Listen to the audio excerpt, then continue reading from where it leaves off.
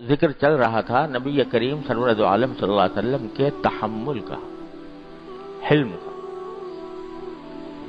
کہ ایسے موقع پر جب کہ دوسرے لوگ غصے میں آ جاتے ہیں اور غصے میں آ کر آپے سے باہر ہو جاتے ہیں، ایسے مواقع پر نبی کریم سرور دو عالم صلی اللہ علیہ وسلم نے جس تحمل کا درس دیا، اپنے قول سے بھی اپنے فعل سے بھی، اور یہ دعا بھی فرمائی کہ اللہم اعنی بالعلم وزینی بالحلم، اے اللہ مجھے علم عطا فرمائیے، مجھے اعنی بعض روایتوں میں آتا ہے، بعض میں اغننی، اللہم اغننی بالعلم، کہ مجھے علم کے اندر غنی کر دیجئے، علم میں غنی کر دیجئے، وزینی بالحلم، اور حلم سے مجھے زینت عطا فرمائی، یعنی علم کی زینت کیا ہے؟ حلم، تحمل، بردباری، کہ غصے کے مواقع پر بھی انسان اپنے آپ کو قابو میں رکھے۔ یہ صفت نبی کریم صلی اللہ علیہ وسلم کی یہ سنت، عظیم سنت ہے۔ اس سنت کا ایک واقعہ ہے جو یہاں پر مذکور حضرت نے فرمایا، میں پہلے بھی کئی واقعات پڑھ چکے ہیں۔ واقعہ یہ ہے کہ فرمایا کہ زید ابن سعنہ کا واقعہ ہے۔ یہ ایک یہودی عالم تھے، یہودیوں کے بڑے زبردست عالم تھے اپنے زمانے میں، مشہور عالم تھے۔ وہ خود اپنا واقعہ بیان کرتے ہیں، بعد میں اللہ تعالیٰ نے مسلمان ہونے کی توفیق عطا فرمائی، اور اللہ تعالیٰ نے نبی کریم صلی اللہ علیہ وسلم کی صحبت میں رہنے کی بھی توفیق عطا فرمائی، غزوات میں شرکت بھی ہوئی، یہاں تک کہ غزوہ تبوک میں شہید ہوئے۔ تو وہ اپنا واقعہ بیان کر رہے ہیں کہ ایک مرتبہ کہ میں نے ایک دن یہ سوچا کہ نبوت کی علامتوں میں سے کوئی بھی ایسی علامت نہیں رہی جس کو میں نے حضور اکرم صلی اللہ علیہ وسلم میں نہ دیکھ لیا ہو۔ آپ کی علامتیں پچھلی کتابوں کے اندر بیان ہوئی تھیں، تورات میں، انجیل میں، قرآن کریم میں بھی اس کا ذکر ہے۔ تو جو علامتیں نبی آخر الزمان صلی اللہ علیہ وسلم کی بیان کی گئی تھی تورات و انجیل میں، وہ ایک ایک کر کے میں دیکھتا رہا کہ حضور میں پائی جاتی ہیں کہ نہیں پائی جاتی۔ تو جتنی علامتیں تھیں وہ میں نے حضور میں دیکھی، سوائے دو علامتوں کے جن کے تجربے کی ابھی تک نوبت نہیں آئی تھی۔ ایک علامت یہ تھی کہ آپ کا حلم آپ کے غصے پر غالب ہوگا، آپ کا حلم آپ کے غصے پر غالب ہوگا، یہ علامت بیان ہوئی تھی نبی کریم صلی اللہ علیہ وسلم کی۔ دوسرے یہ کہ آپ کے ساتھ کوئی جتنا بھی جہالت کا برتاؤ کرے گا اسی قدر آپ کا تحمل زیادہ ہوگا، کوئی دوسرا جتنا بھی زیادہ جہالت کا معاملہ کرے آپ کے تحمل اور اس سے بھی زیادہ ہوگا۔ تو میں ان دونوں علامتوں کے امتحان کے مواقع تلاش کرتا رہا کہ دیکھوں یہ علامتیں پائی جاتی ہیں نبی کریم صلی اللہ علیہ وسلم میں یا نہیں، اور اس کے لیے میں آمد و رفت بڑھاتا رہا، یعنی جا کے مل لیا، کبھی کسی وقت دیکھ لیا جا کر۔ تو ایک دن ایسا ہوا کہ آپ حجرے سے باہر تشریف لائے، آپ کے ساتھ حضرت علی رضی اللہ تعالیٰ عنہ بھی تھے۔ ایک دیہاتی جیسا شخص آیا اور اس نے عرض کیا کہ یا رسول اللہ، میری قوم مسلمان ہو چکی ہے اور میں نے ان سے یہ کہا تھا کہ مسلمان ہو جاؤ گے تو اللہ تعالیٰ تمہیں بھرپور رزق دے گا۔ اب یہ انہوں نے اپنے خیال میں لوگوں کو اسلام کی ترغیب دینے کے لیے، خود دیہاتی آدمی تھے اور اپنے دیہاتی لوگوں سے ترغیب دینے کے لیے کہہ دیا تھا کہ اگر اسلام لاؤ گے تو بہت رزق ملے گا۔ یہ عام نبی کریم صلی اللہ علیہ وسلم کی تبلیغ اور دعوت کا طریقہ یہ نہیں تھا، یعنی کہ آپ لوگوں کو یہ کہیں کہ اسلام لاؤ تو تمہیں دنیاوی منافع بہت حاصل ہوں گے۔ آپ تو یہ فرماتے قولوا لا الہ الا اللہ تفلحوا، لا الہ الا اللہ کہہ دو فلاح پا جاؤ گے۔ اور فلاح میں اصل فلاح تو آخرت کی ہے، پھر انجام کار دنیا کے اندر بھی فلاح مل جاتی ہے. لیکن اس طرح کہنے کا معمول نہیں تھا کہ بھی تم اسلام لاؤ تو تمہیں دنیاوی منافع حاصل ہوں گے، لیکن بہرحال انہوں نے کہہ دیا. اب حالات یہ ہیں، انہوں نے بتایا دیہاتی صاحب نے، کہ قحط پڑ گیا ہے وہاں اور لوگ بھوک کا شکار ہیں اور مجھے ڈر ہے کہ اسلام سے نہ نکل جائیں. تو اگر آپ کی رائے ہو تو ان کی کچھ مدد فرما دیں میرے دیہات میں رہنے والوں کی جو نئے نئے اسلام لائے ہیں. اس وقت حضرت علی رضی اللہ تعالیٰ عنہ آپ کے ساتھ تھے، تو آپ نے حضرت علی کی طرف دیکھا، یعنی اس خیال سے کہ کوئی اگر چیز ہو تو ان کو بھیج دی جائے. غالباً حضرت علی کی طرف اس لیے دیکھا ہوگا کہ صدقات وغیرہ جب آتے تھے تو حضرت علی رضی اللہ تعالیٰ عنہ کے ذریعے بعض اوقات تقسیم فرمایا کرتے تھے آپ، تو ان سے اس طرف دیکھا ہوگا کہ شاید کچھ باقی ہو صدقات میں سے تو ان کے پاس بھیج دیا جائے. تو حضرت علی نے عرض کیا کہ یا رسول اللہ اب کچھ رہ نہیں رہا، جو کچھ تھے سب تقسیم ہو چکا، اب کچھ باقی نہیں ہے. جس وقت وہ زید ابن ثانہ یہ یہودی یہ اس وقت وہاں موجود تھے، انہوں نے یہ منظر دیکھا تو کہنے لگے یا محمد صلی اللہ علیہ وسلم، اگر آپ ایسا کریں کہ فلاں شخص کے باغ کی اتنی کھجوریں وقت معین پر مجھے دے دیں تو میں قیمت پیشگی دے دوں گا اور وقت معین پر کھجوریں لے لوں گا. یہ ایک طریقہ ہوتا تھا پہلے اس وقت میں، خاص طور پر کاشتکاروں میں یہ طریقہ ہوتا تھا کہ کاشتکار جب کوئی بیج وغیرہ ڈالتے کا وقت آتا تھا تو ان کے پاس پیسے نہیں ہوتے تھے، تو وہ چاہتے تھے کہ پیشگی فروختگی کر دیں، پیسے ہمیں ابھی مل جائیں اور جب ہمارے پاس ہمارا کھیتی تیار ہو یا باغ تیار ہو تو ہم اس وقت اس کی ادائیگی کر دیں. اس کو بیع سلم کہتے ہیں. تو اس نے پیشکش کی یہودی نے کہ آپ ایسا کریں کہ میں پیشگی بھی پیسے دے دیتا ہوں اور فلاں شخص کے باغ کی کھجوریں آپ مجھے اتنی مدت کے بعد اس کے بدلے میں دے دیجیے گا. اب یہ دیکھو کہ ایک ایسا وقت آیا ہے کہ جس میں نبی کریم صلی اللہ علیہ وسلم چاہتے ہیں کہ ان لوگوں کی مدد کریں اور فوری طور سے کچھ پیسے مل جائیں تاکہ ان کو بھیجے جا سکیں، لیکن اس نے شرط یہ لگائی کہ فلاں شخص کے باغ کی کھجوریں اتنے وقت معین پر مجھے آپ دے دیں. تو آپ نے فرمایا یہ تو نہیں ہو سکتا کیونکہ شریعت کا حکم نہیں تھا. شریعت کا حکم یہ ہے کہ بیع سلم اگر ہو تو کسی خاص باغ کے اوپر متعلق نہیں ہو سکتی کہ فلاں باغ کے پیداوار کے اوپر بیع سلم کی جائے کہ وہ لا کے دوں گا، کیونکہ جب معین وقت آئے گا تو پتہ نہیں وہاں پیداوار ہوگی کہ نہیں ہوگی، وہ باغ باقی رہے گا نہیں رہے گا.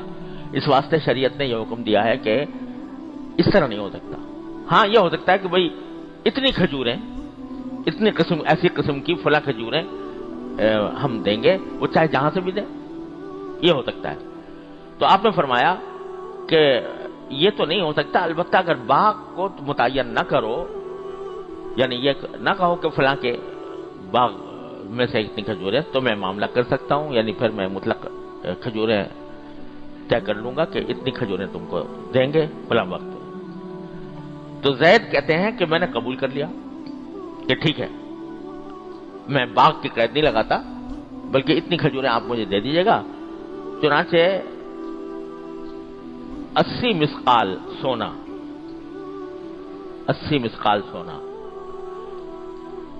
زید نے اسی وقت نبی کریم صلی اللہ علیہ وسلم کو دے دیا. اچھی بڑی مقدار تھی اور یہ طے کر لیا کہ رسول کریم صلی اللہ علیہ وسلم ایک متعین مدت کے بعد کھجوریں اس کو ادا کریں گے. آپ نے وہ سونا لے کر اس دیہاتی کے حوالے کر دیا اور فرمایا کہ جاؤ اپنے دیہات کے لوگوں میں تقسیم کرو اور انصاف کی رعایت رکھنا، یعنی ایسا نہ ہو کہ اپنے لوگوں کو دے دو، بلکہ انصاف کے ساتھ اس کو تقسیم کرنا لوگوں میں اور ان کی ضرورت پوری کر دینا. اب یہ معاملہ ہو گیا ایک مدت متعین ہو گئی کہ اس مدت کے اندر نبی کریم صلی اللہ علیہ وسلم کھجوریں زید کو دیں گے۔ زید کہتے ہیں کہ جب کھجوروں کی ادائیگی کے وقت میں 2-3 دن باقی رہ گئے، ابھی وہ وقت آیا نہیں، 2-3 دن باقی تھے جس میں کہ رسول کریم صلی اللہ علیہ وسلم کو وہ کھجوریں ادا کرنی تھیں، تو حضور اکرم صلی اللہ علیہ وسلم صحابہ کرام کی ایک جماعت کے ساتھ کسی نماز جنازہ سے فارغ ہوئے تھے، اور آپ کے ساتھ حضرت صدیق اکبر، حضرت عمر اور حضرت عثمان بھی تھے، کسی جنازے سے فارغ ہوئے، اور وہاں ایک دیوار کے قریب آپ تشریف فرما تھے۔ اس حالت میں جبکہ آپ تشریف فرما ہیں اور آپ کے جو مخصوص صحابہ کرام ہیں، صدیق اکبر، فاروق اعظم، حضرت عثمان غنی، یہ حضرات بھی موجود ہیں، میں آیا اور آپ کے کرتے اور چادر کے پلو کو پکڑ کر نہایت سخت ترش روئی کے ساتھ کہا کہ اے محمد، آپ میرا قرضہ ادا نہیں کرتے؟ میرے جو کھجوروں کا قرضہ آپ کے ذمہ ہے وہ ادا نہیں کرتے؟ اب آپ بتائیے، آدمی آ کر یہ کہہ دے کہ بھائی وقت آ رہا ہے، آپ اس کو مجھے ادا کر دیجیے، نہیں بلکہ کرتا کھینچ کر، پلو کھینچ کر اور بڑی سختی کے ساتھ ادا نہیں کرتے، اور ساتھ میں یہ بھی کہا کہ میں عبد المطلب کی ساری اولاد کو جانتا ہوں کہ تم سب بڑے نادہند ہو۔ عبد المطلب جو حضور اقدس صلی اللہ علیہ وسلم کے دادا تھے، ان کے ساری اولاد کو جانتا ہوں کہ وہ بڑی نادہند ہے، یعنی وہ لوگوں کے پیسے لے کر کھا جاتی ہے۔ تو ایک تو سختی کا معاملہ، اوپر سے ایسے شریف خاندان کے اوپر یہ تہمت، اور پورے خاندان پر تہمت لگا رہا ہے کہ آپ بڑے نادہند ہو۔ اب وہاں حضرت عمر بھی موجود تھے، وہ کیسے برداشت کرتے؟ تو انہوں نے غصے سے مجھے گھورا اور کہا خدا کے دشمن، یہ کیا بک رہا ہے؟ خدا کی قسم اگر مجھے حضور صلی اللہ علیہ وسلم کا ڈر نہ ہوتا تو تیری گردن اڑا دیتا۔ وہ تو ہر وقت نبی کریم صلی اللہ علیہ وسلم کے اوپر فداکاری کے لیے ہر لمحہ تیار تھے، تو کہا تیری گردن اڑا دیتا۔ لیکن میں نے دیکھا کہ حضور اقدس سرورت عالم صلی اللہ علیہ وسلم نہایت سکون سے مجھے دیکھ رہے تھے، اور تبسم کے انداز میں حضرت عمر سے فرمایا کہ عمر، میں اور یہ یعنی یہ زید ایک اور بات کے زیادہ محتاج تھے۔ کیا؟ کہ تم مجھے حق ادا کرنے میں خوبی برتنے کو کہتے اور ان کو مطالبہ کرنے میں بہتر طریقے کی نصیحت کرتے، بجائے اس کے کہ تم نے غصہ ہو کر اور یہ کہنا شروع کر دیا کہ میں تیری گردن اڑا دیتا اور کیا بک رہا ہے۔ اس کے بجائے تم مجھے یہ کہتے کہ آپ اچھائی کے ساتھ اس کو ادائیگی کر دیں، اور اس سے کہتے کہ تم مطالبہ ڈھنگ سے کرو اور اچھے طریقے سے کرو، یہ کہتے تو زیادہ بہتر تھا بنسبت اس طریقے کے جو تم نے اختیار کیا حضرت عمر کو۔ اور پھر فرمایا کہ جاؤ تم ہی اس کو لے جاؤ زید کو اور ان کا حق ادا کر دو، اور ساتھ میں یہ بھی فرمایا کہ تم نے جو اسے ڈانٹا ہے اس کے بدلے 20 صاع زیادہ دے دینا، جتنی کھجوریں طے ہوئی تھیں اس سے 20 صاع زیادہ دے دینا، کیونکہ تم نے اس کو ڈانٹا تو اس ڈانٹنے کے عوض میں ان کو 20 صاع زیادہ دے دینا۔ اس کے بعد حضرت عمر مجھے لے گئے، انہوں نے نہیں سنا، زید نے نہیں سنا تھا یہ کہ حضور نے یہ فرمایا کہ 20 صاع زیادہ دے دینا۔ حضرت عمر مجھے لے گئے اور پورا مطالبہ کیا اور 20 صاع کھجوریں زیادہ دیں۔ میں نے پوچھا یہ 20 صاع کیسے؟ تو حضرت عمر نے کہا کہ حضور اقدس صلی اللہ علیہ وسلم کا یہی حکم ہے کہ میں نے تمہیں جو ڈانٹا تھا اس کے بدلے میں 20 صاع تمہیں زیادہ دیا جائے۔ اس پر زید کہتے ہیں کہ میں نے کہا کہ اے عمر تم مجھے پہچانتے ہو؟ انہوں نے فرمایا کہ نہیں میں پہچانتا نہیں۔ کہا کہ میں زید بن ثانہ ہوں۔ حضرت عمر نے پوچھا کہ یہ زید بن ثانہ جو یہود کا بڑا علامہ ہے، وہ زید بن ثانہ ہو تم؟ میں نے کہا ہاں میں وہی ہوں۔ تو حضرت عمر نے فرمایا کہ اتنے بڑے آدمی ہو کر تم نے رسول کریم صلی اللہ علیہ وسلم کے ساتھ یہ کیسا برتاؤ کیا؟ اتنا مشہور آدمی ہو تم اپنے طبقے میں، اور ایسے گھٹیا برتاؤ کیا تم نے رسول کریم صلی اللہ علیہ وسلم کے ساتھ، یہ کیوں کیا؟ اس پر میں نے جواب دیا کہ نبوت کی علامتوں میں سے 2 علامتیں ایسی رہ گئی تھیں جن کا مجھے تجربہ کرنے کی نوبت نہیں آئی تھی۔ ایک یہ کہ آپ کا حلم آپ کے غصے پر غالب ہوگا، اور دوسرے یہ کہ ان کے ساتھ سخت جہالت کا برتاؤ ان کے حلم کو بڑھائے گا۔ اب ان دونوں علامتوں کو بھی میں نے امتحان کر لیا۔ اب میں تمہیں گواہ بناتا ہوں کہ اشہد ان لا الہ الا اللہ واشہد ان محمد رسول اللہ، اور ساتھ ہی تمہیں اس بات کا گواہ بناتا ہوں کہ میرا سارا آدھا مال جو ہے وہ امت محمدی علیہ صاحب السلام پر صدقہ ہے۔ جتنا مال میرے پاس، بڑا مالدار آدمی تھا، تو جتنا مال ہے اس کا آدھا مال میں امت محمدی علیہ صاحب السلام کے لیے صدقہ کرتا ہوں۔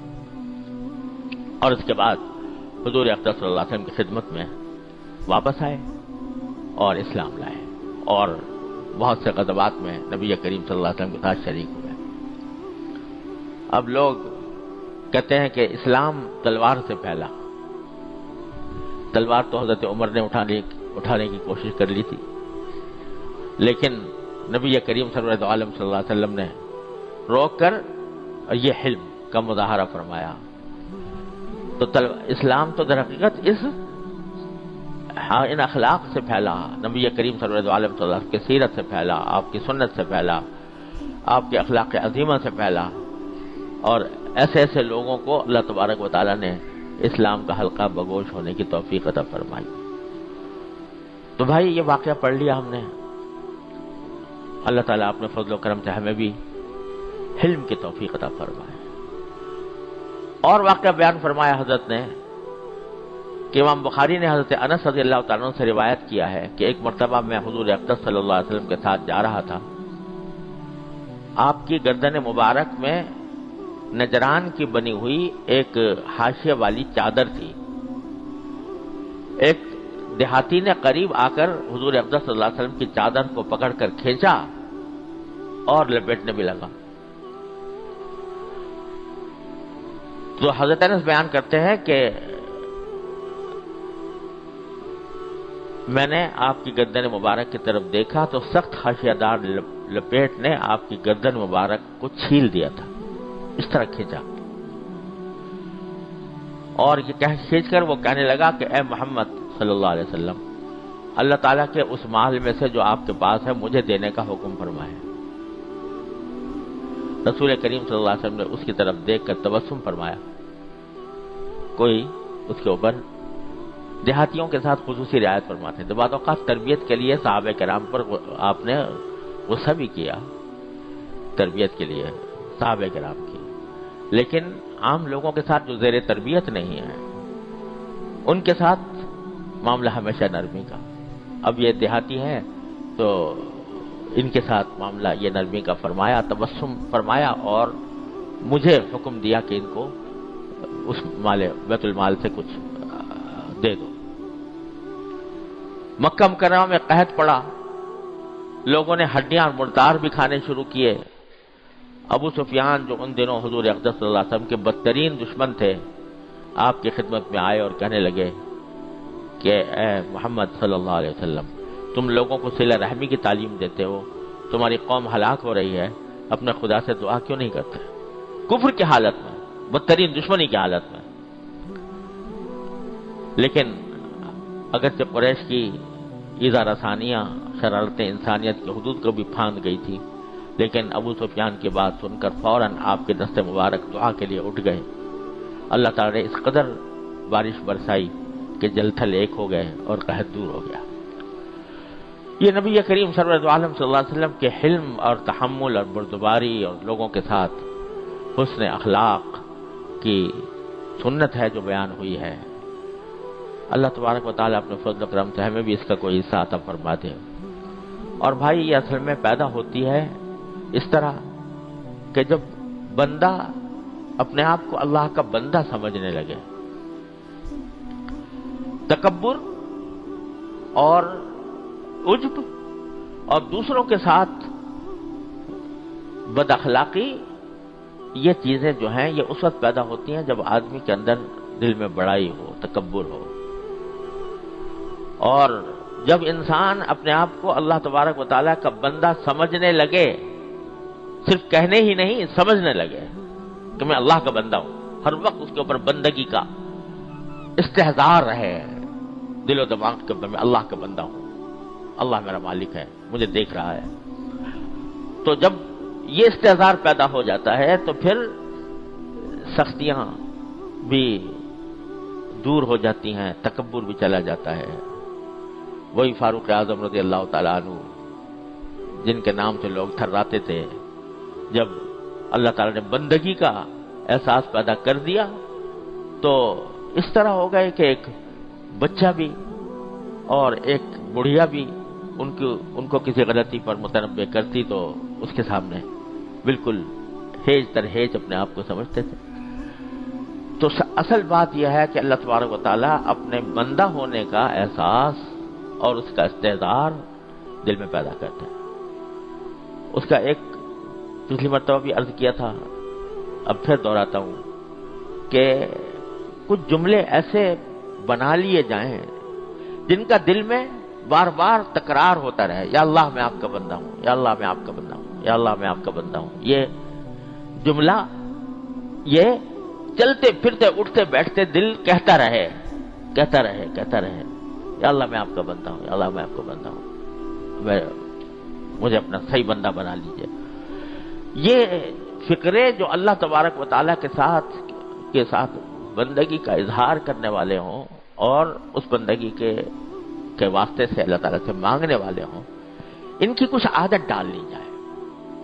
اور پڑ جاتی ہے، یہ عادت ڈالنے سے پڑ جاتی ہے کہ آدمی چل بھی رہا ہے، کام میں بھی لگا ہوا ہے، اور دل اللہ تبارک و تعالیٰ کی طرف مشغول ہے، اللہ تعالیٰ کے ساتھ مشغول ہے، اللہ تعالیٰ سے مانگ رہا ہے، اس کی نعمتوں کا شکر ادا کر رہا ہے، اس کے سامنے اپنی بندگی کا عاجزی کا اظہار کر رہا ہے.